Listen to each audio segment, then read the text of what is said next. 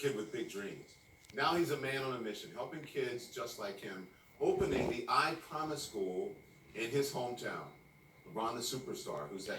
So LeBron James is taking credit for skipping 85 days of school or somewhat about in Akron.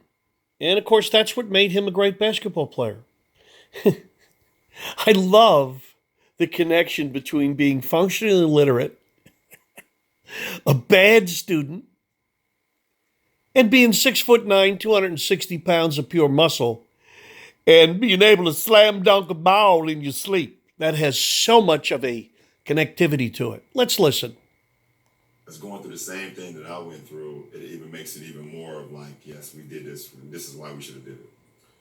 But This is why we should have did it. LeBron James fired up off the court. Listen to what he says about living while black in America. No matter how big you can become, no matter how successful you are, no matter what you do in the community, no matter what you do in your profession, you know, being an African American in America is always tough, and they always gonna let you know that you are the N-word, no matter who you are. So, is there a run? Especially when you choose to act like one. Now, I love this typical crap because, you know, you can act like the N-word, but you're not supposed to be held accountable like the N-word. And in the course of my life, I've seen a lot of great folks, black and white, and I've seen a lot of rotten folks, black and white. And acting like the N-word makes you a guy who's the N-word. I never saw a cop indiscriminately in my life get up and just say, I got to go beat the crap out of a black guy today. But you'll never make them understand that. Does that mean there aren't cops that do terrible things to people, both black and white, for whatever reason? Yeah. Is there probably a lot of bad cop behavior toward blacks out of fear or retribution or pure racism? Yeah, there is.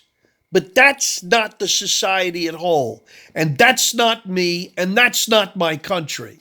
In the Civil War, 370 to 80,000 white guys died for the North to free black folks, most of which were simple country folk Yankees who never saw black folks.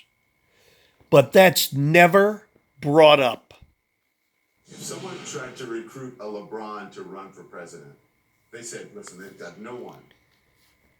If you don't run, Trump's going to win. Would you run? Well, in that case, I may.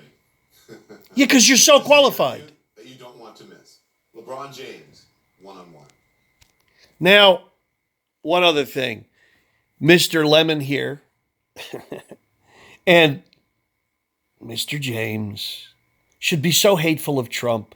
How dare he raise the unemployment level to 0 among blacks? How dare he raise their standard of living?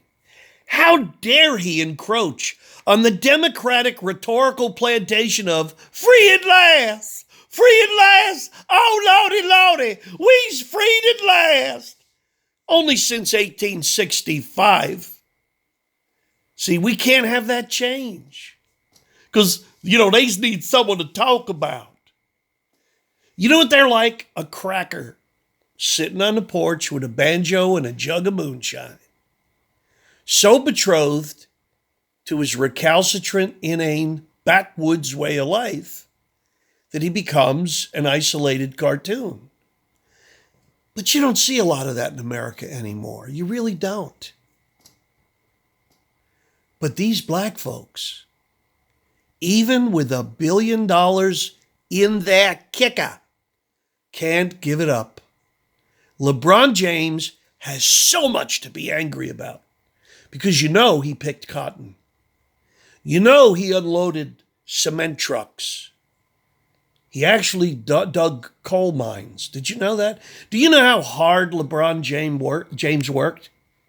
Going to public school in Akron and becoming an athlete and whatnot and learning how to slam dunk and double dribble? Because that's what you do in a slave nation. you become a billionaire because you could play basketball. Isn't that nice? Thanks for having me. Everyone who knows I'm doing this says much respect for I promise. But you have so much going on. Why do you want to do this? I mean, the kids talk to me, either verbally or I could just hear their mental. I am. He can hear their mental. Not too far removed, so it wasn't even a question. It happened organically. You just did it. Organically. This was the It's a best good thing you word. could do. Are you nervous about this? Because I remember. Are you kidding me? He's connected to them? Is LeBron hanging out in Akron? The bad side of Toledo or Cleveland? Is that where he lives? Do you remember when he said, I'm going to take my talents down to South Beach? When he went to Miami and the whole town were burning him in effigy? I mean, what kind of schizophrenic insanity is this? This guy's a basketball player. The fact that he wants to help kids is a wonderful thing. I'm not that cynical. But I'll show you why this is a bad thing in the end. I'm going to show you. They were being tempted by drugs and all those things. How do you get them to understand that that's not the path that they have to take? I think being in a support system, and that's what this is all about.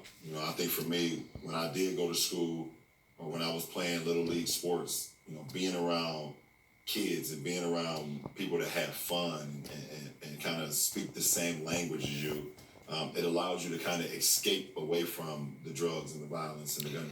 Well, that's a lie. Most kids learn how to do drugs around sport camps and high school, where they coalesce and find other kids as disinterested in doing the right thing and as totally devoted to doing the wrong thing as they are. They create a symbiotic relationship that spirals down and they end up in the hoosgow. But LeBron is going to build a school in Akron, and all of a sudden, that's not going to be reality anymore because he's going to change it. Shots and things that go on, on an everyday basis. And that's what we're here for right now. That's what I'm opening this school to be able to get these kids' mind away from and their body away from. We even made the hours of being in school longer from 8 to instead of 3. Why don't we keep them there 24/7? You see the lies? Now here it comes, people. Listen carefully. Yeah, absolutely. Right? Absolutely. So you were talking about the using athletics to divide people. Yeah. You've heard what the man in charge, you've heard what the president has said about Marshawn, about Steph, about, it seems like it's Kaepernick, Yeah. men of color who have means and a platform. Yeah. What's up with that?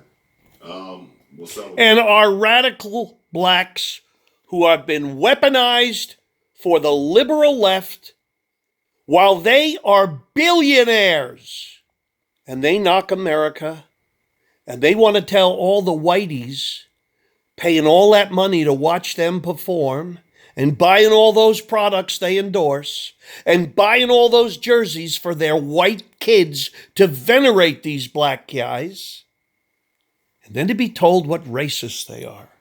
that is all wrong, and it's not up, it's down. And for him to, like I said, use sports to kind of divide us is something I can't sit back and not say. So it's Trump that's kneeling down and disrespecting our flag. Let me tell you something, LeBron. We white folks paid for those stadiums with our tax money. Those are our stadiums, not yours, LeBron, not Colin Kaepernick's. And in that stadium, they fly the nation's flag. And they present soldiers and do military displays, flyovers that cost the taxpayers millions to pump up those white fans to love the likes of you and to scream like rabid lunatics, like the people at Rome, for their gladiating heroes. Do you get that, LeBron? Does it occur to you that you're walking into the high holy temple of the people and defecating and defiling it? Does that occur in that little pea brain? If this man was measured by his brain, he'd be a dwarf. And people don't recognize that enough. Ain't nothing. You tweeted about a couple Yeah, of absolutely. You tweeted about Charlottesville. You tweeted about when Steph Curry, when he called him, you called him a bum. Yeah. But Steph had already said, I'm not going to the White House. Yeah, he already said he wasn't going, and he tried to use it after that to say, well, you're not invited. Well, you can't uninvite me to something I've already said I'm not going to go to. And we all know Steph Curry, model citizen, great kid, come from a great background, great. With a big mouth, who came out and said he's not going to the White House. How about all the white athletes that didn't want to go and see Obama? I know there are about 2 or 3 of them, and the stories were never picked up on scale like this. One of them was a goalie for the Boston Bruins. They won the cup, and they traded him because he disrespected Obama. The guy that told you, we got to have hope. We got to hope we have change in your pocket. The audacity of dope. What did he do for black folks? He set the standard for record murder in inner cities in America. Caused more racism than Adolf Hitler. And you want to have the nerve when a president like Donald Trump isn't using his tongue? He's making things better for your people, but that doesn't fit your narrative. You got to be the Bwana. You got to be Messiah Lebron. Messiah. That's what all this is about. Your ego. And for the sake of your ego, you'll burn all these black kids. And I'll prove it to you. Matt, you're going to LA, but is your heart here? My heart is always here. This Akron, Ohio. That's why I'm doing this school right here today. Yeah. You excited about LA? Absolutely. Yeah. One more question. What would you say to the president if he's sitting right here? I would never sit across from him. You would never. You didn't want to talk to him? Nah. I sit that across from Barack, though. See that? I love sitting down with LeBron today. And you know what I really love about it? Is that... We don't need to hear it. Did you hear that? He'd sit across from Obama, who did more damage to the black American community than any white racist ever has. You just tally up the dead blacks. We're still hearing about the age of Jim Crow and the lynchings in the South. Let me tell you something. More blacks were lynched by blacks in Chicago in 2 years than in the history of the South. But they're not going to tell you that. They're not going to tell you that. The Southern plantation owners took care of their slaves for the most part. They needed them. They needed them strong and healthy. They fed them good. Was there abuse? Of course there's abuse. Most abuse happens within every family. Most murders are committed by someone in a family. Most blacks are killed by blacks the way most whites are killed by whites, because that's who they interact with. These myths, these iconic myths, these galactic BS stories that have been perfected by the left. And sycophants like this, look at him, like a little schoolboy, creaming his jeans because he's sitting across from LeBron, a functional, illiterate b-ball player.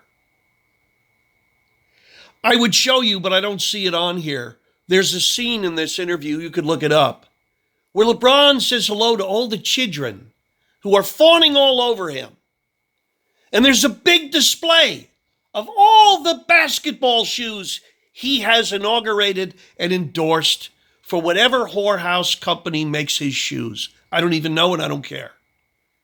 But there's a blackboard dedicated to all these things. And who are venerated in this school?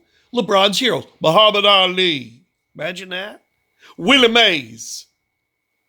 Okay? Jackie Robinson. Because that's going to enlighten children. See, they would never have Mozart in there, because they don't want to venerate that. Albert Einstein. I can't have a smart Jewish guy that just, I don't know, changed the whole understanding and dynamics of physics as we understood it. No, because he's not a brother. So what this is going to do is ensconce these kids deeper into the plantation. And if you're all for that, black folks, have at it. Stay in the ghetto. Stay full of hate. Don't become part of America. Keep calling yourself African Americans and see where it gets you. Because every single race of people that have come into our country in the last 100 years has shot up the economic and societal strata ladder, and you're still hanging on to rung one. But you gets to hate Whitey.